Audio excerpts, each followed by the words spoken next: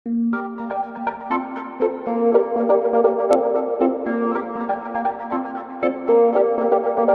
दोस्तों, कैसे हैं आप लोग।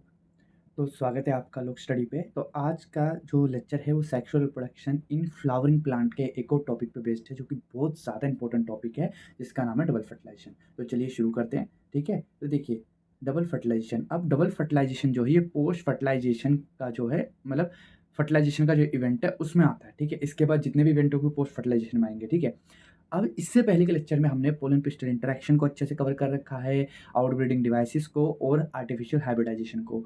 आई होप आपने वो लेक्चर देखा होगा। ठीक है, क्योंकि इससे पहले के लेक्चर्स में पूरा बेस बना रखा है, तभी आपको डबल फर्टिलाइजेशन अच्छे से समझ में आएगा। ठीक है, तो चलिए शुरू करते हैं। देखिए साफ साफ लिखा हुआ है। मैंने इससे पहले के लेक्चर में आपको एक एम्ब्रियो सेक के बारे में बता रखा था कि एम्ब्रियो सेक क्या होता है। जनरली वो फीमेल गेमेटोफाइट होता है, इसके अंदर फीमेल गेमेट यानी कि एग होता है।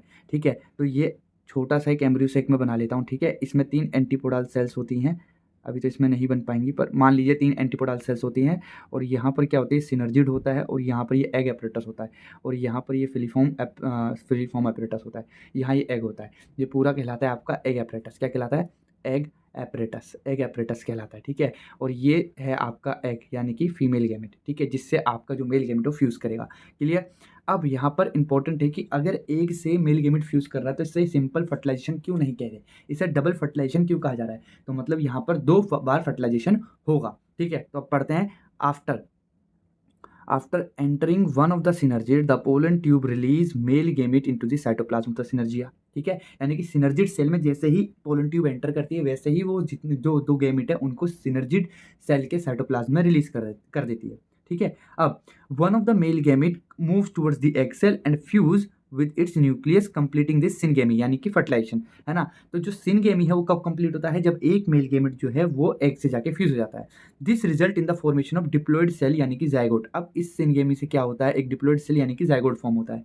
और जो दूसरा मेल गेमेट है वो मूव करता है towards polar nuclei located in the central cell, fuse with them to produce pen primary endosperm nucleus. और ये ट्रिप्लोइड होगा, इसकी जो प्लोइडी होगी वो ट्रिप्लोइड होगी। ठीक है, तो आपको यहाँ पे प्लोइडी भी याद रखनी है कि इसकी प्लोइडी क्या है। जैसे कि अगर मेल गेमेट की बात करें तो उनकी प्लोइडी वो हैप्लोइड एन है, एक की बात करें वो हैप्लोइड एन है। ठीक है, यहाँ पर जब हम बात करते हैं आपकी की पोलर न्यूक्लियाई, तो पोलर न्यूक्लियाई की प्लोइडी एन नहीं होती, वो होती है आपकी एन प्लस एन, क्योंकि एक साथ 2 पोलर न्यूक्लियाई होते हैं। ठीक है, और हर एक हैप्लोइड होता है, इसलिए उनकी प्लोइडी क्या होती है, एन प्लस एन। लेकिन जब उसके साथ एक मेल गेमेट फ्यूज करता है और जब पेन बनता है तो प्लोइडी हो जाती है आपकी 3n, क्योंकि सब मर्ज हो चुके हैं, मिक्स हो चुके हैं, और प्लोइडी क्या हो चुकी है, 3n हो चुकी है। क्लियर है, चलिए आगे बढ़ते हैं। As this involves the fusion of 3 haploid nuclei it termed as triple fusion. मतलब जो पहले जो फ्यूजन हुआ था मेल गेमिट और एग सेल का, वो आपका सिनगेमी कहलाया, और अभी जो फ्यूजन है इसमें 3 हैप्लॉइड न्यूक्लियाई आपस में फ्यूज कर रहे हैं, इसलिए इसको कहा गया है ट्रिपल फ्यूजन। क्या कहा गया है, ट्रिपल फ्यूजन। ठीक है, सिंस 2 टाइप ऑफ फ्यूजन, यहाँ पे 2 तरीके का फ्यूजन हो रहा है, एक तो सिनगेमी और एक ट्रिपल फ्यूजन, है ना, और इन एन एम्ब्रियोसेक, और this phenomena is termed as double fertilisation. इसीलिए इस फिनोमिना को डबल फर्टिलाइजेशन कहा जा रहा है, जो एक फ्लावरिंग प्लांट में एक यूनिक इवेंट होता है। ठीक है, तो भूलना नहीं है, फ्लावरिंग प्लांट में हमें डबल फर्टिलाइजेशन देखने को मिलता है, जिसमें एक होता है सिनगेमी सिंपल फर्टिलाइजेशन, और दूसरा होता है ट्रिपल फ्यूजन, जिसमें पोलर न्यूक्लियाई से एक मेल गेमेट जाके फ्यूज कर लेता है। ठीक है, अब बात कर लेते हैं जो सेंट्रल सेल है, ट्रिपल फ्यूजन के बाद बन जाती है प्राइमरी एंडोस्पर्म सेल। ठीक है, मतलब जो सेंट्रल सेल है, ये जो आपकी सेल थी जिसके अंदर सब कुछ था, एंटीपोडल सेल्स थी, सिनर्जिड्स थे, और एग सेल थी, और 2 पोलर न्यूक्लियाई थे। ठीक है, इस सिंगल सेल को हमने क्या बोलता है, सेंट्रल सेल। ठीक है, जब फर्टिलाइजेशन हो जाता है, ट्रिपल फ्यूजन हो जाता है, तो यही सेंट्रल सेल बन जाती है पैक, प्राइमरी एंडोस्पर्म सेल। क्या बन जाती है, प्राइमरी एंडोस्पर्म सेल बन जाती है। क्लियर। तो फिर से पढ़ता हूँ इस लाइन को। The central cell after triple fusion become primary endosperm cell develop into endosperm while zygote develop into an embryo। मतलब इसी पैक से, इसी प्राइमरी एंडोस्पर्म सेल से क्या बनता है, एंडोस्पर्म बनता है, और जो जाइगोट आपका बना है सिनगेमी से, उससे बनता है एम्ब्रियो। क्लियर। चलिए अब देखिए, बहुत इंपॉर्टेंट डायग्राम है, कई बार एमसीक्यू इस पर पूछा गया है, तो आपको डायग्राम याद रखना है। ये जो है ये एक एम्ब्रियो सेक है, ये एक एम्ब्रियो सेक है। क्लियर है। अब इसमें आप दे सकते हैं फर्टिलाइजेशन के बाद क्या हो रहा है, जो सिनर्जी है वो तो डिजनरेट कर रहे हैं। यहाँ पर जाइगोट फॉर्म हो चुका है जिसकी प्लोइडी दे रखी है 2n। यहाँ पर पैक यानी कि प्राइमरी एंडोस्पर्म सेल बन गई है पूरी, और यहाँ प्राइमरी एंडोस्पर्म न्यूक्लियस भी है जिसकी प्लोइडी है 3n। ठीक है, और यहाँ पर डीजनरेटिंग एंटीपोडल सेल्स भी दे रखी हैं। क्लियर। अब जब ये प्रोसेस आगे बढ़ेगी, ये जाइगोट जब डेवलप करेगा तो देखिए जाइगोट की डेवलपमेंट है सिंपल, उसके बाद देखिए डिवीजन हुआ, उसके बाद ग्लोबुलर एम्ब्रियो बना, जाइगोट से एम्ब्रियो बनता है, ग्लोबुलर एम्ब्रियो बना, फिर हार्ट शेप्ड एम्ब्रियो बनता है, फिर हार्ट शेप्ड एम्ब्रियो से मैच्योर एम्ब्रियो बनता है। तो आपको ये सीक्वेंस भी याद रखना है कि जाइगोट, जाइगोट से एम्ब्रियो, एम्ब्रियो से ग्लोबुलर एम्ब्रियो, ग्लोबुलर एम्ब्रियो से heart shaped embryo, heart shaped embryo से मैच्योर एम्ब्रियो। क्लियर?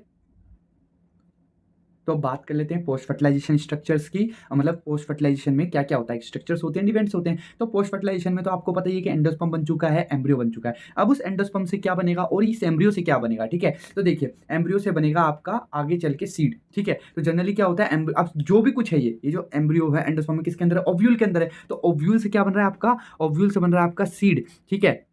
और जो ओवरी है उस ओवरी से क्या बन रहा है, ओवरी से बन रहा है फ्रूट, और कलेक्टिवली इसी को बोलते हैं पोस्ट फर्टिलाइजेशन इवेंट, जिसमें हमें ओवरी से फ्रूट एंड ओव्यूल से हमें सीड बनते हुए दिखता है, ठीक है। चलिए आगे बढ़ते हैं, अब बात कर लेते हैं एंडोस्पर्म की। तो endosperm development precedes embryo development. अब इसका क्या मतलब है, इसका सिंपल सा मतलब ये है कि एंडोस्पर्म के जो डेवलपमेंट है, एंडोस्पर्म का जो डेवलपमेंट है वो एम्ब्रियो से पहले होगा।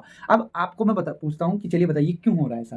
तो जाहिर सी बात है, देखिए एम्ब्रियो जो है, ठीक है, एम्ब्रियो फॉर्म हुआ तो एम्ब्रियो को नरिशमेंट तो कुछ चाहिए ना फॉर्म होने के बाद, या फॉर्म जब हो रहा है तो आप उसके नरिशमेंट का इंतजाम नहीं करेंगे, इसलिए एम्ब्रियो के बनने से पहले एंडोस्पर्म को बनाया जाता है, क्योंकि उसी एंडोस्पर्म पे एम्ब्रियो फीड करेगा, नरिश होगा और आगे डेवलप करेगा, ठीक है। इसीलिए एंडोस्पर्म की जो डेवलपमेंट है वो प्रीसीड करती है एम्ब्रियो के डेवलपमेंट से, मतलब पहले होती है। The primary endosperm cell divide repeatedly and form a triploid endosperm tissue, ठीक है। जो प्राइमरी एंडोस्पर्म सेल यानी कि पैक, प्राइमरी एंडोस्पर्म जो सेल है वो रिपीटेडली डिवाइड करता है और ट्रिप्लोइड एंडोस्पर्म टिश्यू बनाता है, जिसके ऊपर जो आपका एम्ब्रियो फीड करेगा, ठीक है, और डेवलप करेगा। The cell of this tissue are filled with reserve food material, है ना, and are used to nutrition of developing embryo, यही मैंने बोला। अब in most common type endosperm development the pen undergoes successive nuclear division to give rise to free nuclei। मतलब देखिए अब यहां पर बोला गया मोस्ट कॉमन टाइप, यानी कि जो एंडोस्पर्म के जो डेवलपमेंट है उसके भी कई सारे टाइप होते हैं, लेकिन उन सभी टाइप में हमें नहीं जाना है, हमें सिर्फ एक टाइप जो बहुत ज्यादा कॉमन है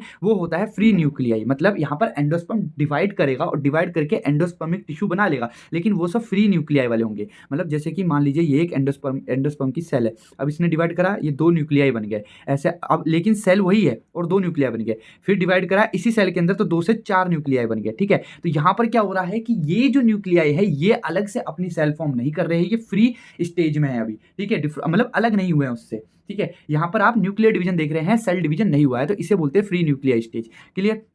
अब this stage of endosperm development is called free nuclear endosperm. Subsequently cell wall formation occur and the endosperm become cellular. और क्या होगा कि जब इस फ्री न्यूक्लियर एंडोस्पर्म में सेल मतलब सेल क्या बोलते हैं सेल वॉल फॉर्म होने लग जाएगी, तो क्या हो जाएगा, यही एंडोस्पर्म फ्री न्यूक्लियर से सेलुलर बन जाएगा, ठीक है। अब the number of free nuclei form before cellularization varies greatly. मतलब कितने न्यूक्लियाई होंगे इसकी कोई गिनती नहीं है, और कितनी सेल बनेंगी बाद में इसकी कोई गिनती नहीं है, फिक्स नहीं है, ये वेरिएबल है, ठीक है। अब इसका मैं आपको सिंपल सा एक एग्जांपल दिखाता हूँ, ठीक है, देता हूँ। मतलब देखिए आपने कोकोनट, सभी ने कभी ना कभी लाइफ में जो कोकोनट का पानी वो पिया होगा, वो एक्चुअल में फ्री एंडोस्पर्म न्यूक्लियाई होते हैं, और जो उसकी गिरी होती है यानी कि जो उसकी जो मलाई होती है, अगर आप थोड़े समय के लिए उसे रख दें, वही जो पानी है वही जम के उसकी पूरी मलाई तैयार कर देगा, तो वो सेलुलर एंडोस्पर्म है। अब आइए आपको बात समझ में क्लियर, मैंने आपको एक लाइव एग्जांपल दे दिया। अब यहीं पे वो एग्जांपल कोट किया हुआ है, the coconut water from tender coconut that you are familiar with is nothing but free nuclear endosperm made of thousand of nuclei and the surrounding white kernel, यानी कि जो मलाई होती है वो होती है आपकी सेलुलर एंडोस्पर्म। क्लियर? चलिए आगे बढ़ते हैं। द एंडोस्पर्म में either be completely consume by the developing embryo और बिफोर सीड मैच्योरेशन, और इट में persist in a mature seed and be used up during seed germination. अब ये जो लाइन है और ये जो पूरा जो मतलब मैं बता रहा हूँ ये बहुत ज़्यादा इंपॉर्टेंट है, एमसीक्यू से आता है क्योंकि इसमें एग्जाम्पल्स दे रखे हैं। क्लियर? तो देखिए क्या बोला है, दो तरीके हैं, या तो एंडोस्पर्म कंप्लीटली कंज्यूम हो जाए या फिर एंडोस्पर्म थोड़ा बच जाए। अगर एंडोस्पर्म कंप्लीटली कंज्यूम हो गया एम्ब्रियो डेवलपमेंट के दौरान, तो सीड के लिए कुछ नहीं बचेगा। सुनिए ध्यान से, एम्ब्रियो कंप्लीटली कंज्यूम हो गया तो सीड के लिए कुछ नहीं बचा, उसे एम्ब्रियो ने कंप्लीटली कंज्यूम कर लिया अपने डेवलपमेंट में। और इसके एग्जांपल है पी, ग्राउंडनट, बीन्स, ठीक है, यानी कि मटर, मूंगफली और बीन्स जो आपके पास फलियां होती हैं, ठीक है, उन सब में क्या होता है, एंडोस्पर्म कंप्लीटली कंज्यूम हो चुका होता है, ठीक है। अब बिफोर सीड मैच्योरेशन और इट में परसिस्ट इन मैच्योर सीड। अब देखिए मान लीजिए कि ये तो कंप्लीट हो गया, एंडोस्पर्म के एग्जांपल हमने देख लिए। अब मान लीजिए एंडोस्पर्म अगर बचता है तो उसके एग्जांपल क्या है, कैस्टर और कोकोनट, ठीक है। अब कैस्टर और कोकोनट में एंडोस्पर्म बच जाता है और यहां पर हमें सीड जर्मिनेशन में वही एंडोस्पर्म यूज होता हुआ दिखता है, ठीक है। अब मैं आपको एक सिंपल सा एग्जांपल देता हूँ इसको याद रखने के लिए। देखिए यहाँ पर पी, ग्राउंडनट और बीन्स है ना, अगर आपने कभी देखा हो मटर और मूंगफली को, है ना, बीन्स को, चलो बीन्स को भी ले लेते हैं, वो ऐसे होते हैं, जब आप उन्हें खोलेंगे तो ऐसे स्ट्रक्चर होती है, दो कोटालिडॉन होते हैं दोनों में, पी में भी और मूंगफली में भी और बीन्स में भी, ठीक है। मूंगफली में भी दो कोटालिडॉन होते हैं।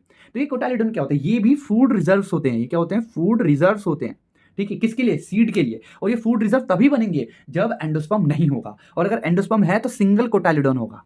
समझे बात आप, या तो सिंगल कोटालिडॉन होगा या तो नहीं होगा। और अगर फूड रिजर्व कोटालिडॉन है कहीं पे, मतलब उसका क्या है कि वहां पर एंडोस्पर्म कंज्यूम हो चुका है। तो अब आपको जितने भी ऐसे सीड मिले जिसके अंदर दो कोटालिडॉन है, जैसे कि चना हो गया, आपके पी हो गया, ग्राउंडनट हो गया, मूंगफली हो गई, बीन्स हो गए, ठीक है, ये इन सब में क्या है, एंडोस्पर्म कंप्लीटली कंज्यूम हो चुका होता है, इसलिए यहाँ पर दो कोटालिडॉन फॉर्म होते हैं, ठीक है, ताकि सीड को डेवलपमेंट में हेल्प हो सके।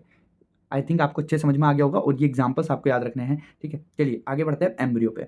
देखिए, embryo develops at the micropylar end of the embryo sac where the zygote is situated, ठीक है। तो ये लाइन आपको ध्यान रखनी है कि एम्ब्रियो कहाँ डेवलप होता है, माइक्रोपाइलर एंड पे डेवलप होता है, ठीक है, एम्ब्रियो सैक के जहाँ पे जाइगोट सिचुएटेड होता है। Most zygote divide only after certain amount of endosperm is formed, ये बात हमें पता है। This is an adaptation. अब ऐसा क्यों, देखो ये एक असर्शन रीजन का पॉइंट बन सकता है कि जाइगोट जो है उसके डेवलपमेंट से पहले कुछ एंडोस्पर्म फॉर्म हो जाता है, ऐसा क्यों है, ये असर्शन हो गया। रीजन इसका सिंपल सा है कि adaptation to provide assured nutrition to the developing embryo, जो डेवलपिंग एम्ब्रियो है उसका न्यूट्रिशन एश्योर्ड कर सके, पक्का कर सके, इसीलिए एंडोस्पर्म थोड़ा सा पहले डेवलप होता है एम्ब्रियो से, ठीक है। चलिए क्लियर हो गया। अब तो the seed differ greatly, the early stage of embryo development are similar in both monocotyledon and dicotyledon, मतलब जितने भी, चाहे वो मोनोकोटाइलिडन हो जिसमें एक कोटाइलिडन पाया जाता है, या फिर डाइकोटाइलिडन हो जिनमें दो कोटाइलिडन पाया जाता है, दोनों ही प्रकार के सीड में जो अर्ली स्टेज होती है एम्ब्रियो डेवलपमेंट की, वो ज्यादा डिफर नहीं करती, वो सेम होती है, ठीक है ना। और the zygote give rise to pro embryo and subsequently to the globular और heart shape and mature embryo. अब यहाँ पर आप क्या देख रहे हैं कि जो जाइगोट होता है,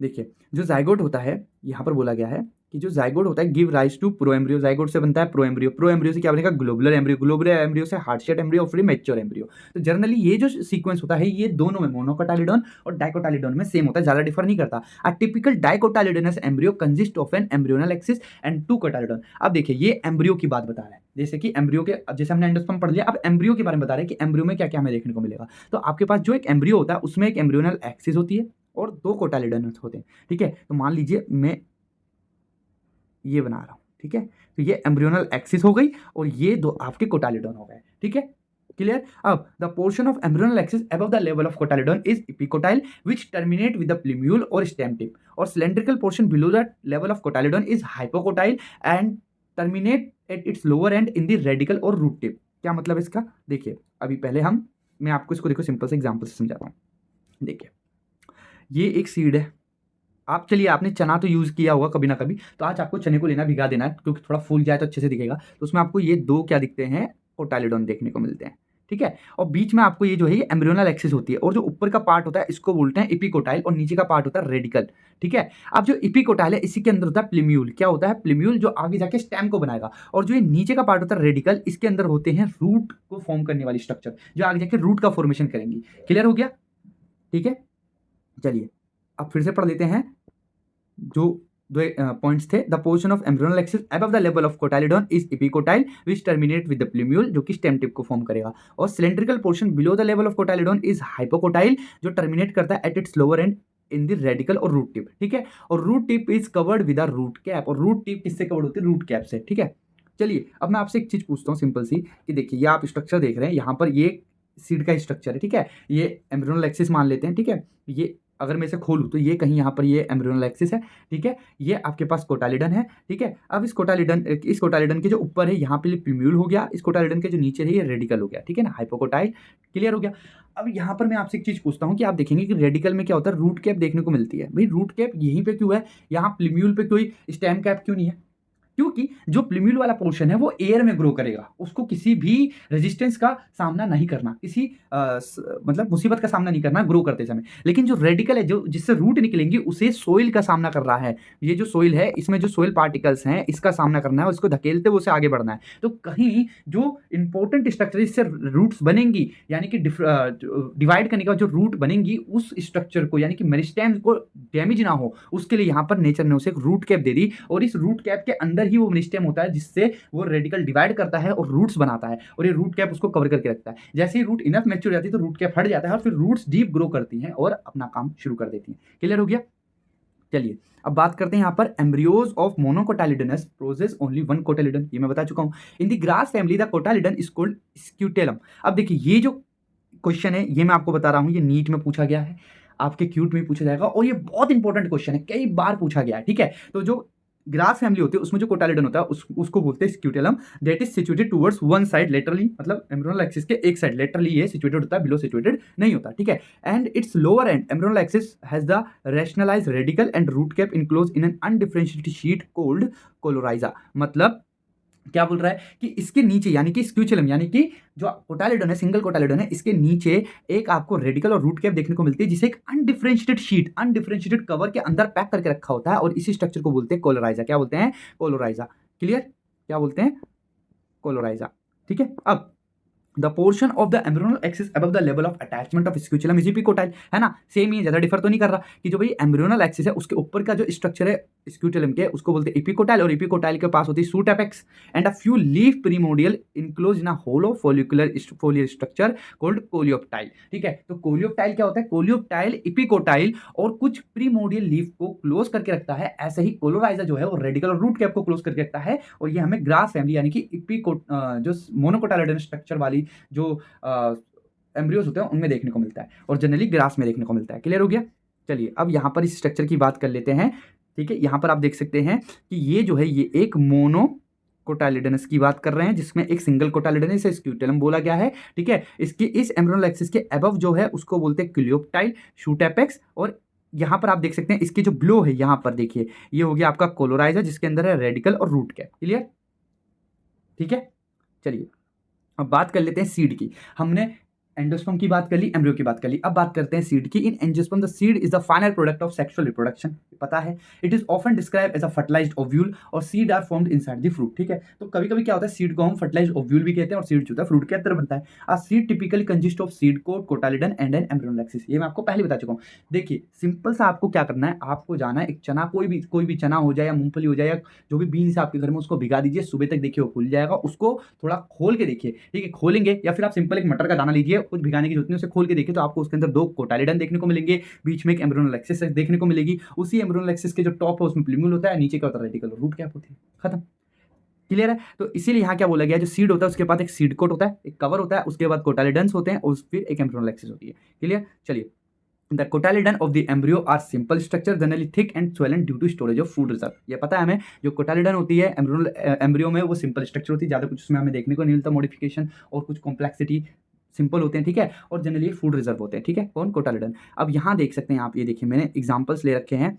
ठीक है, ये एनसीईआरटी के ही एग्जाम्पल्स हैं, देखिए आपको पता चल गया होगा। तो देखिए यहाँ पर ये रहा एक कोटाइलिडन, ये रहे देखिए ये कोटाइलिडन है, इस कोटाइलिडन के अंदर हाइपोकोटाइल हो गया। ठीक है, सीड कोट है बाहर, ये एंडोस्पर्म है, कोटाइलिडन है। ठीक है ना, शूट एपिकल मेरिस्टेम हो गया। क्लियर? अब यहाँ देखिए ये स्ट्रॉबेरी का है, इसमें देखिए एंडोस्पर्म है, थोड़ा सा एंडोस्पर्म बचा हुआ है, सीड कोट भी है और कोटाइलिडन भी है। तो यहाँ आप क्या देख रहे हैं, कोटाइलिडन भी है, सिंगल है और थोड़ा एंडोस्पर्म बचा हुआ है। ठीक है, और यहाँ शूट एपिकल और हाइपोकोटाइल रूट एक्सिस और ये रूट टिप। ठीक है, अब ये सबसे इंपॉर्टेंट जो है वो है ये वाली स्ट्रक्चर जो कई बार एग्जाम में पूछी गई है। ठीक है, और इसमें क्या है देखिए पेरिकैप, पेरिकैप क्या होता है? फ्रूट की कवरिंग होती है। ठीक है, और उसके अंदर क्या है? एंडोस्पर्म है। ठीक है, ये हो गया। अब उसके बाद यहाँ पर एक सिंगल कोटाइलिडन है, इसको बोलते हैं स्क्यूटेलम। क्या बोलते हैं? स्क्यूटेलम। अब इसके जो ऊपर है वो है क्लियोप्टाइल, क्लियोप्टाइल के अंदर प्लूम्यूल है। ऐसे ही कोलोराइजा, कोलोराइजा के अंदर है रेडिकल। ठीक है, तो ये आपको भूलना नहीं है, ये स्ट्रक्चर याद रखनी है। ठीक है, चलिए ठीक है, तो देखिए मैच्योर सीड में भी नॉन एल्बुमिनस और एक्स एल्बुमिनस। अब एल्बुमिनस का मतलब क्या है? देखिए एल्बुमिनस का मतलब होता है एंडोस्पर्म। ठीक है, तो मतलब ऐसे सीड जिनके अंदर एंडोस्पर्म नहीं है उन्हें एक्स एल्बुमिनस या फिर नॉन एल्बुमिनस बोलेंगे, और ऐसे सीड जिनके अंदर एंडोस्पर्म बच गया उसे बोलेंगे एल्बुमिनस। ठीक है, तो यहाँ पर क्या बोला गया है कि non-albuminous seed have no residue of endosperm as it is completely consumed during embryonic development, जैसे कि पी और ग्राउंडनट इसके एग्जाम्पल है। Albuminous seed retain a part of endosperm as it is not completely consumed up during embryo development, जैसे कि wheat और मेज और बार्ली और कैस्टर। ठीक है, अब बात कर लेते हैं occasionally in some seeds such as black pepper and beet remnant of nucellus are also present. बहुत इंपॉर्टेंट यहाँ पर ये लाइन बोली गई है कि देखिए न्यूसेलस क्या होता है, जनरली मैं आपको पहले ही बता चुका हूँ कि जब आप ओव्यूल का स्ट्रक्चर पढ़ रहे थे, इंटेगुमेंट ओव्यूल का स्ट्रक्चर पढ़ रहे थे, उसके अंदर हमने न्यूसेलस को देखा था। तो जो न्यूसेलस होता है, अगर वो बच जाता है, जैसे कि यहाँ पर हम देख रहे हैं ब्लैक पेपर बीट में न्यूसेलस के रिमेनेंट बच जा रहे हैं, ठीक है ना, इन्हीं को बोला जाता है पेरिस्पर्म। क्या बोला जाता है? पेरिस्पर्म। तो perisperm are nothing, they are the remnants of nucellus. Clear हो गया? देखिए लिखा हुआ है the residual persistent nucellus is the perisperm. Clear? चलिए, अब integument of ovules harden as the protective seed coat. अब देखिए यहाँ पर हम बात कर चुके हैं कि आफ्टर फर्टिलाइजेशन जब ओव्यूल सीड में और ओवरी फ्रूट में डेवलप होगा, तो जो ओव्यूल की बाकी स्ट्रक्चर से वो किस में कन्वर्ट होगी? तो हम जानते हैं जो इंटेगुमेंट थे, एक इनर और एक आउटर इंटेगुमेंट था, वो सीड कोट में बन जाएगा। किसके? ओव्यूल के, यानी कि सीड के सीड कोट में कन्वर्ट हो जाएंगे इंटेगुमेंट। तो integument of ovule harden as the protective seed coat, ठीक है। और माइक्रोपाइल जो है वो रिमेन रहेगा as a open pore in the seed coat, और सीड कोट में माइक्रोपाइल भी हमें देखने को मिलता है एज अ ओपन पोर, ठीक है। और इस ओपन पोर से क्या होता है? Facilitate the entry of oxygen and water into the seed during germination. Germination के दौरान जब सीड जर्मिनेट करता है, तो उस दौरान उसको ऑक्सीजन और वाटर की जो नीड होती है, उस नीड को कंप्लीट करने के लिए आपका माइक्रोपाइल एक सीड पोर के रूप में प्रेजेंट होता है, ठीक है। अब as the seed mature its water content is reduce and seeds become relatively dry 10 to 15% moisture by mass. मतलब सीड जो होता है उसको सर्वाइव करने के लिए अपना वाटर कंटेंट जो है वो रिड्यूस करना पड़ता है। क्यों? हो सकता है सीड जो है अनफेवरेबल कंडीशन में हो, जैसे आपके घर में जो सीड है, अगर आप उनमें थोड़ा पानी मार दो तो क्यों वो जर्मिनेट नहीं कर जाते, ठीक है। जैसे सिंपल सी बात है, जो सीड हमारे घर में रखे हैं, दालें भी सीड है, चने भी सीड है, सब रखे हुए, ये क्यों जर्मिनेट नहीं करते? ठीक है, एयर तो मिल रहा है इन्हें, सोइल में डाल दीजिए तब भी जर्मिनेट नहीं करेंगे। क्यों? क्योंकि इनका जो वाटर कंटेंट है वो बहुत ज़्यादा कम है, ठीक है। अब जब हम इन्हें वाटर देते हैं ना, जब आप चने भिगाते हो रात में और सुबह उनको निकाल के एक सूती कपड़े में रख दीजिए बांध के कहीं पर, तो आप शाम तक देखेंगे कि उनमें जो है वो कली आ जाएगी, ठीक है, वो अंकुरित हो जाएंगे। ऐसा क्यों हुआ? क्योंकि उनका वाटर कंटेंट जो रिड्यूस किया था उन्होंने वो आपने प्रोवाइड करा दिया, जिससे वो जर्मिनेट हो गए। क्लियर हो गया? तो अपने सर्वाइवल के लिए ही वो अपना वाटर कंटेंट रिड्यूस करते हैं। अब आपको लाइन अच्छे समझ में आएगी। As the seed mature it water content is reduce and seed become relatively dry 10 to 15% moisture by mass. General metabolic activity of embryo slow down for the survival. Clear हो गया? द एम्ब्रियो में enter state of inactivity called dormancy, ठीक है। अब जो embryo है वो dormancy की स्टेज में चला जाएगा, जो एक इनएक्टिव स्टेज होती है, ठीक है ना। और if favourable condition are available, यानी कि एडुकेट मॉइस्चर है, ऑक्सीजन है, सुटेबल टेम्परेचर है, तो वो एम्ब्रियो जो है वो जर्मिनेट कर जाएगा, वो सीड जो है वो जर्मिनेट कर जाएगा। As ovule mature into seed, ovary develop into a fruit, that is the transformation of ovule into seed and ovary into fruit proceed simultaneously. मतलब ये सब एक साथ होता है। Clear? The wall of ovary develop into the wall of fruit called pericarp, ठीक है। Clear हो गया? तो जो वॉल ऑफ ओवरी होते हैं, जो ओवरी की जो बाहर की जो कवरिंग होती है, ठीक है, वही आगे चल के फ्रूट का जो जो छिक्कल आप देखते हैं, जो वॉल होती है, वो वही बनाती है, ठीक है। फ्रूट वॉल यानी पेरिकार्प एक्चुअल में ओवरीज की ही वॉल होती है। अब the fruit may be fleshy as in guava, orange, mango etcetera, और may be dry as in groundnut and mustard etcetera. Many fruit have evolved mechanism for dispersal of seed, ठीक है। कुछ fruit जो होते हैं जिनमें गूदा होता है, ठीक है, यानी कि फ्लैश होता है, जैसे गुआवा, ऑरेंजेस, मैंगोज, ठीक है। और दूसरे होते हैं जो बिल्कुल ही ड्राई होते हैं, जैसे ग्राउंड नट हो गया, मस्टर्ड हो गया, ठीक है, ड्राई, इनमें ज़्यादा कुछ गूदा नहीं होता, ठीक है ना। और हर आप जानते हैं हर फ्रूट का, हर एक जो सीड है उसके डिस्पर्सल का मैकेनिज्म नेचर के हिसाब से इवॉल्व हुआ है, ठीक है। In most plant, by the time the fruit develop from the ovary, the other floral part degenerate and fall off. ठीक है, कभी भी आप देख लेना कि ज़्यादातर प्लांट में क्या होता है, जब फ्रूट डेवलप हो रहा होता है, जब फ्रूट बन रहा होता है, तो जो फ्रूट की जो फ्लावर के जो बाकी स्ट्रक्चर होते हैं ना, जैसे उसकी जो सेपल्स हो गए, पेटल्स हो गए, सब डिजनरेट कर जाते हैं, फॉल ऑफ हो जाते हैं, झड़ जाते हैं, ठीक है। However in a few species such as apple, strawberry, cashew यहाँ पे काजू है, ठीक है, etcetera, the thalamus also contribute to the fruit formation, ठीक है। अब जनरली यहाँ क्या बोल रहा है कि जो थैलेमस है, यहाँ पर जो थैलेमस होता है, ये भी फ्लावर का ही पार्ट होता है, ठीक है। ये फ्रूट के फॉर्मेशन में कंट्रीब्यूशन देता है। कौन कौन से फ्रूट के? एप्पल के, स्ट्रॉबेरी के और केशवा यानी कि काजू के डेवलपमेंट में ये इंपॉर्टेंट रोल प्ले करता है। Such fruit are called false fruit, और ऐसे फ्रूट जिसमें थैलेमस इन्वॉल्व हो, ऐसे फ्रूट को बोलते हैं फॉल्स फ्रूट, और जिसमें थैलेमस इन्वॉल्व नहीं होगा वो क्या होंगे? True fruit. Clear? The most fruit develop only from ovary are called true fruit. Although in most of the species fruit are the result of fertilization, there are a few species in which fruit develop without fertilization. Such fruit are called parthenocarpic fruit. अब देखिए यहाँ क्या बोला है कि ज़्यादातर जो fruit होते हैं वो फर्टिलाइजेशन के बाद डेवलप होते हैं, लेकिन कुछ फ्रूट ऐसे होते हैं जो कि बिना फर्टिलाइजेशन के डेवलप हो जाते हैं, और इन्हें बोलते हैं हम पार्थेनोकार्पिक फ्रूट। क्या बोलते हैं? पार्थेनोकार्पिक फ्रूट, विच आर बहुत ज़्यादा इंपॉर्टेंट है, ठीक है। अब इसका एक एग्जाम्पल है बनाना, याद रखना, ठीक है। अब यहाँ पे मैं पहले आपको ये डायग्राम दिखा देता हूँ। देखिए, ये जो आप कभी भी आप जो खाते हैं, जैसे आप सेब खाते हैं, तो जो ये बीच वाले तो सीड है, लेकिन जो ये फ्रूट जो गूदा होता है ना, जो फ्लैशी पार्ट होता है, वो थैलेमस होता है। ऐसे स्ट्रॉबेरी में भी जो फ्लैशी पार्ट होता है वो थैलेमस होता है। क्लियर? चलिए, बात कर लेते हैं, banana is one of such example of the parthenocarpic fruit. अब parthenocarpic can be induce through the application of growth hormone and such fruit are seedless. ये इंपॉर्टेंट लाइन है, ठीक है। एक चैप्टर है आपका 11th क्लास में प्लांट हार्मोन का, उससे डायरेक्ट लिंक हो जाता है, ठीक है ना। उसमें दे रखा है पार्थेनोकार्पी के बारे में। तो पार्थेनोकार्पी जो है वो हम जो ग्रोथ हार्मोन्स होते हैं, जो हम प्लांट में जो ग्रोथ हार्मोन होते हैं, उनकी मदद से पार्थेनोकार्पी को इंड्यूस कर सकते हैं। लेकिन इससे जो हमें फ्रूट मिलेगा वो सीडलेस होगा। क्या होगा? सीडलेस होगा, उसमें बीज नहीं होंगे। Seed offer several advantage to angiosperm, ठीक है। Firstly, since reproductive process such as pollination, fertilization are independent of water, seed formation is more dependable, ठीक है। अब सीड जो होते हैं ज़्यादातर एडवांटेज देते हैं एंजियोस्पर्म को। और इसमें सबसे पहली बात क्या है कि जो जनरली जो पोलिनेशन है, जो फर्टिलाइजेशन है, जैसे आप टेरिडोफाइटा में देख लो, ब्रायोफाइटा में देख लो, ठीक है, इन सब में क्या है, जो पोलिनेशन जो फर्टिलाइजेशन है, ये बहुत ज़्यादा वाटर पर डिपेंडेंट है। लेकिन एंजियोस्पर्म में जो सीड फॉर्म हुआ है, उसकी वजह से वाटर की जो डिपेंडेंसी बिल्कुल ही खत्म हो गई है, इसलिए seed formation is more dependable in angiosperm. Clear? चलिए, ऑल्सो सीड है better adaptive strategy for dispersal to new habitat and also the species to colonise in other area. और जो सीड होता है वो दूसरे दूसरे एरियाज में भी क्या बोलते हैं, डिस्पर्स हो सकता है, कॉलोनाइज हो सकता है, ठीक है। और कई तरीके से स्प्रेड होता है ये, ठीक है। जनरली क्या होता है, कोई एनिमल अगर उसको ईट कर ले और कहीं पर जाकर अपना स्टूल पास करे और वो उस एरिया से बहुत दूर, तो सीड का डिस्पर्सल देखो कितना दूर हो गया। जनरली हाथी के एग्जाम्पल्स आप ले लीजिए, हाथी का जो डाइजेस्टिव सिस्टम होता है बहुत ज़्यादा वीक होता है, वो जो कुछ भी खाता है ना वो एज इट इज पास हो जाता है, इतना ज़्यादा वीक होता है, ठीक है। तो अगर वो कोई फ्रूट खाता है तो उसका जो सीड होता है वो एकदम प्रिजर्व हालत में होता है, वो उसके स्टूल में वहीं पास हो जाता है। और अगर वहाँ पे उसको फेवरेबल कंडीशन मिल जाए तो वो सीड ग्रो भी कर जाता है। तो यहाँ पे आप डिस्पर्जल देख सकते हैं, तो मैंने एक सिंपल डिस्पर्जल बताया। ऐसे ही जो कई सारी बर्ड्स हैं जो कि फ्रूट कैरी करती हैं, सीड कैरी करते हैं, दूसरे दूसरे स्थानों पर जाके डिस्पर्स करती हैं। तो आप देख सकते हैं सीड के कितने सारे एडवांटेज और डिस्पर्जल के मैकेनिज्म भी अलग अलग है। As they have sufficient food reserve, young seedling are nourished until they are capable of photosynthesis on their own। और यहाँ पर सीड का दूसरा एडवांटेज क्या है कि सीड के पास सफिशिएंट फूड रिजर्व होता है। सीड के पास क्या होता है, सफिशिएंट फूड रिजर्व होता है, जिसकी वजह से जो यंग सीडलिंग है उसको नरिशमेंट मिलता रहता है। और कब तक उसे नरिशमेंट मिलता है, जब तक वो खुद फोटोसिंथेसिस करने के लायक नहीं हो जाता। द हार्ड सीड कोट, और दूसरा जो हार्ड सीड कोट होता है वो प्रोटेक्शन प्रोवाइड कराता है, यंग एम्ब्रियो को उसको डैमेज नहीं होने देता, ठीक है। Being product of sexual production, और देखिए सीड जो होता है सेक्सुअल प्रोडक्शन का प्रोडक्ट होता है, तो generate new genetic combination leading to variations. Clear? Seed is the basis of our agriculture। अब dehydration and dormancy of mature seed are crucial for storage of seed which can be used as food throughout the year and also to raise crop in the next season। क्या मतलब इस line का? इस line का simple सा मतलब है कि आपको अगर सीड को ईड भी करना है या अगले फसल के लिए बचाना भी है, तो आपको उसे क्या करना पड़ेगा, डिहाइड्रेट करना पड़ेगा, उसकी डोरमेंसी चेक करनी पड़ेगी। मतलब सीड जो है डिहाइड्रेट, उसके अंदर वाटर कंटेंट बहुत कम हो और डोरमेंट हो, ठीक है। ऐसा सीड ही खाने योग्य होता है, ऐसा सीड ही जो होता है वो नेक्स्ट सीजन के लिए प्रिजर्व किया जाता है, ताकि जब हम उसे खेत में डालें और पानी वानी दें, खाद वाद दें, तो वो सीड आराम से मेच्योरिटी अटेंड कर ले, आराम से अपनी जो इनएक्टिव स्टेज है उसको एक्टिव कर ले। क्लियर? अब how long do the seed remain alive after they are dispersed, ठीक है। क्लियर बात है कि अगर हम कोई सीड है वो डिस्पर्स हो गया, बिखर गया कहीं पे, तो वो कब तक सर्वाइव कर सकता है, कब तक जिंदा रह सकता है, ठीक है। तो in a few species the seed lose viability within a few months. Seed of a large number of species live for several years.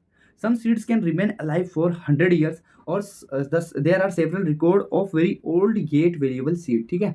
The oldest is that a lupine or lupinus arcticus excavated from Arctic tundra, ठीक है। अब यहाँ पर सबसे आपको जो oldest जो seed है वो है ल्यूपाइन का, ठीक है, ल्यूपाइनस आर्कटिकस, जिसको एक्सकेवेटेड किया गया है आर्कटिक टुंड्रा से, ठीक है। और the seed germinate and flowered after an estimated record of 10,000 year of dormancy. और जो सीड है ये जर्मिनेट करा और इसने फ्लावर प्रोड्यूस किए हैं आफ्टर 10,000 ईयर ऑफ डोरमेंसी, 10,000 साल की डोरमेंसी के बाद, ठीक है। और रिसेंट रिकॉर्ड, और अभी हाल ही में एक और रिकॉर्ड मिला है 2,000 ईयर ओल्ड वायबल सीड का ऑफ डेड पाम यानी खजूर, Phoenix dactylifera, discovered during the archaeological exhibition at King Herod place near the Dead Sea. तो ये मैं आपको क्यों बता रहा हूँ, क्योंकि देखिए ये जो दो आपके पास जो लाइंस है ये बहुत इंपॉर्टेंट है। क्यों? क्योंकि एमसीक्यू बन सकता है, क्योंकि आएगा सीड नहीं जी सकता 100 ईयर, आपको पता जी सकता है, ठीक हो जाएगा, ठीक है। यहाँ पे गलत बोल रहा है, सीड तो 100 ईयर मंथ भी जी सकते हैं, या तो 1000 ईयर है। लेकिन जो डाटा है वो ये पूछा सकता है कि ऐसा कौन सा सीड है जो 2000 ईयर से अलाइव है। अभी रिसेंट उसकी डिस्कवर्ड हुई है किंग हेराड प्लेस से डेड सी के पास, तो वो है डेक्टाइलिफेरस। आपको डेड पाम नहीं बोलेगा, उसका साइंटिफिक नेम लेगा फियोनिक्स डेक्टाइलिफेरा, ठीक है। अब ऐसा कौन सा सीड है जो 10,000 ईयर सर्वाइव कर रहा है, वो है ल्यूपाइनस आर्क्टिकस।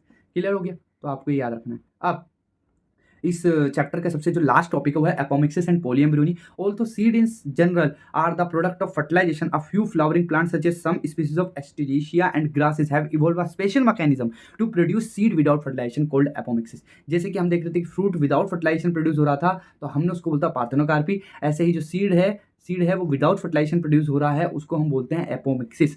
क्लियर हो गया कि नहीं हुआ? तो मैंने क्या बोला कि to produce seed without fertilisation is called apomixis. What is fruit production without fertilisation called is parthenocarpy, आपको पता है। Thus apomixis is a form of asexual reproduction that mimics sexual production. अब बताइए सही है गलत है? ये सही बात है कि जो यहाँ पर क्या हो रहा है, सीड बन रहा है विदाउट फर्टिलाइजेशन। अब जब फर्टिलाइजेशन ही नहीं हो रहा था आप सेक्सुअल प्रोडक्शन कैसे बोल देंगे? क्योंकि fusion of male and female gamete is a crucial stage of this sexual production. लेकिन यहाँ तो फर्टिलाइजेशन ही नहीं हो रहा, तो ये एक एसेक्सुअल प्रोडक्शन है, लेकिन ये किसकी मिमिक्री कर रहा है, किसकी तरह दिख रहा है? हमें सेक्सुअल प्रोडक्शन की तरह दिख रहा है। क्लियर हो गया? चलिए, there are several way of development of apomictic seed. In some species the diploid egg cell is formed without reduction division and develop into embryo without fertilization. कुछ ऐसी स्पीसीज है जिसमें जो डिप्लोइड एग सेल है, जो एक egg cell है, मैं क्या बोल रहा हूँ, पोलन गेन की नहीं बोल रहा हूँ, मैं बोल रहा हूँ एग सेल की, एक डिप्लोइड एग सेल है, डिप्लोइड, ठीक है ना, डिप्लोइड एग सेल है फॉर्म्ड विदाउट रिडक्शन डिवीजन, जो कि बिना रिडक्शन डिवीजन के फॉर्म हो गया है, वो एम्ब्रियो में डेवलप होता है बिना ही फर्टिलाइजेशन के। बिना फर्टिलाइजेशन के वो एम्ब्रियो में डेवलप हो जाता है। बस कंडीशन क्या है कि जो एग सेल है वो क्या होना चाहिए, डिप्लोइड होना चाहिए। जनरली क्या होता है, हैप्लॉइड होता है। लेकिन अगर एक्स सेल डिप्लॉयड है तो बिना फर्टिलाइजेशन के भी किसमें डेवलप हो सकता है, एम्ब्रियो में। क्लियर?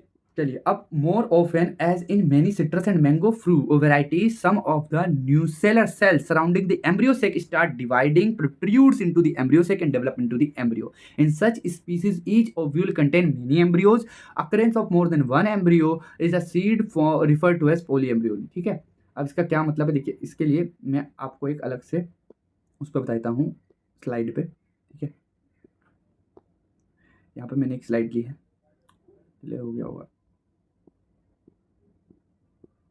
ठीक है, मैं इस लाइन को समझाने वाला हूँ कि इन सब ovule containing many embryo, polyembryony है ना, more than one embryo in a seed is referred as polyembryony. तो ये पॉलीएम्ब्रियोनी कैसे हुई उसको मैं यहाँ समझाता हूँ। देखिए, जनरली क्या होता है, जनरली ये देखिए, मैं एक छोटा सा डायग्राम बना लेता हूँ।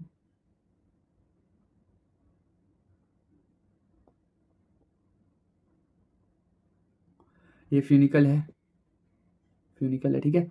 ये जो है यहाँ पर हम क्या देखते हैं, ये इंटेग्यूमेंट होते हैं, ठीक है। और यहाँ पर आपको यहाँ न्यूसेलस देखने को मिल रहा है और बीच में होता है एम्ब्रियोसेक, ये सारा न्यूसेलस है, ठीक है। और ये बीच में एम्ब्रियोसेक, और ये मैंने किसकी स्ट्रक्चर बनाई है, ये मैंने बनाई है इंटेग्यूमेंटेड ओव्यूल की स्ट्रक्चर। क्लियर हो रहा है? अब इस एम्ब्रियोसेक को अगर मैं जूम करूँ तो जनरली क्या होता है, ये आपका एम्ब्रियोसेक है, इसमें ये 3 एंटीपोडल सेल्स होती है, ये 2 सिनर्जिड सेल होती है और ये एग होता है, इसको बोलते हैं एग एपरेटस। मतलब एग और सिनर्जिड को मिला के बोलते हैं एग एपरेटस। और यहाँ पर आपके पास 2 पोलर न्यूक्लियाई होते हैं। क्लियर? चलिए, अब मान लीजिए ये जो न्यूसेलस जो इसको कवर करे हुए बाहर से, अगर ये न्यूसेलस इस एम्ब्रियोसेक में एंट्री ले ले, ठीक है, और इस एग से फर्टिलाइज कर जाए तो क्या होगा, पोली एम्ब्रियोनी होगी कि नहीं होगी? क्लियर हो गया कि नहीं हो गया? तो यहाँ इसी को बोलते हैं पोली एम्ब्रियोनी। तो जो आपको ऊपर सारा लिखा हुआ था वही चीज़ मैंने आपको यहाँ समझाई है। क्या लिखा हुआ था कि more often in many citrus and mango variety some of the nucellar cells surrounding the embryo sac that start dividing and protrude into the embryo sac develop into the embryos. ठीक है, किसमें, एम्ब्रियोसेक में घुस जाते हैं और एम्ब्रियोसेक में डेवलप हो जाते हैं।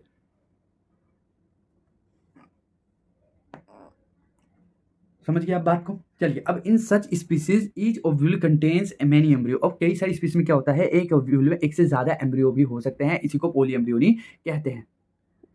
अब बात कर लेते हैं hybrid variety of several of our food and vegetable crop are being extensively cultivated. Cultivation of hybrids have tremendously increased productivity. One of the problem of hybrid is that hybrid seed have to be produced every year. अब यहाँ hybrid क्या होता है? Hybrid देखिए, जब हम किन्हीं दो डिसाइड जो कैरेक्टर्स हैं उनको मिला के एक सिंगल आपके प्लांट में या सीड में इंट्रोड्यूस कर देते हैं, तो जो हमें सीड मिल रहा है वो हाइब्रिड सीड होता है, ठीक है ना। अब उससे हमें जो भी क्रॉप, जो भी फूड मिलेगा उसके अंदर हमारे डिजायर्ड कैरेक्टर होंगे। क्लियर हो गया?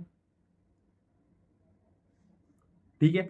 अब ये जो प्रोसेस है, मतलब हाइब्रिड्स को कल्टीवेट करने की प्रोसेस जो है बहुत ज़्यादा प्रोडक्टिव है, मतलब बहुत ज़्यादा इसमें मेहनत लगती है। दूसरा, इसमें जो सीड होते हैं इनको हर साल प्रोड्यूस करना होता है। ये हाइब्रिड सीड एक बार बन गए तो नहीं, इनको हर साल लैब में बनाना पड़ता है, ठीक है। If the seed collect from hybrid are sown the plant in the progeny will segregate and do not maintain hybrid character. तो देखिए, अब ऐसा क्यों हो रहा है कि ये जो आपके पास ये जो आपके पास सीड है, हाइब्रिड सीड है, इसको हम ग्रो करें क्या बोलते हैं क्रॉप में, और जो सीड बनेंगे वो भी तो हाइब्रिड होने चाहिए, ऐसा नहीं है। क्योंकि जो हाइब्रिड जो सीड होते हैं उनके अंदर जो कैरेक्टर होते हैं वो जीन्स में होते हैं, और जब वो हाइब्रिड सीड ग्रो करता है क्रॉप फील्ड में, क्रॉप के रूप में, तो क्या होता है, मतलब डिवीजन होता है और सेग्रीगेशन होता है, और जो कैरेक्टर होते हैं वो सेपरेट हो जाते हैं, ठीक है। तो इससे हाइब्रिड जो कंडीशन है वो बनी नहीं रहती, इसलिए इन्हें लैब में हमें प्रोड्यूस करना पड़ता है हर साल।